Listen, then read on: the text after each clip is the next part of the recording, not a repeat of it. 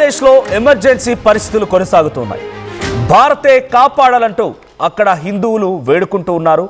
అక్కడి మైనార్టీలంతా కూడా లేఖలు రాస్తున్నారు. బోర్డర్స్ ఓపెన్ చేస్తే భారత్లోకి వస్తామంటూ వారంతా రిక్వెస్ట్ చేస్తున్నారు. బంగ్లాదేశ్లో హిందువులపైన ఇంకా ఇస్లామిక్ మూకల దాడులు ఆగడం లేదు. బిఎన్పి లీడర్ తారిక్ రెహమాన్ ఎంట్రీతో మరింతగా అక్కడ పరిస్థితులు దిగజారిపోయాయి. హిందువులను అక్కడి మైనార్టీని బతకనివ్వడం లేదంటూ ఆవేదన వ్యక్తమవుతోంది. మమ్మల్ని కాపాడండి అంటూ భారత్కు మొరపెట్టుకుంటున్నారు అక్కడి ప్రజలు. SOS అంటే తమ ప్రాణాలని కాపాడండి, మేము ఇక్కడ మా బ్రతుకులు ఛిద్రమైపోతున్నాయి రకంగా పలు విజ్ఞప్తులు కనబడుతున్నాయి. బంగ్లాదేశ్కి చాలా ఈజీగా బార్డర్ షేరింగ్గా ఉన్నటువంటి ప్రాంతం భారత్ మాత్రమే.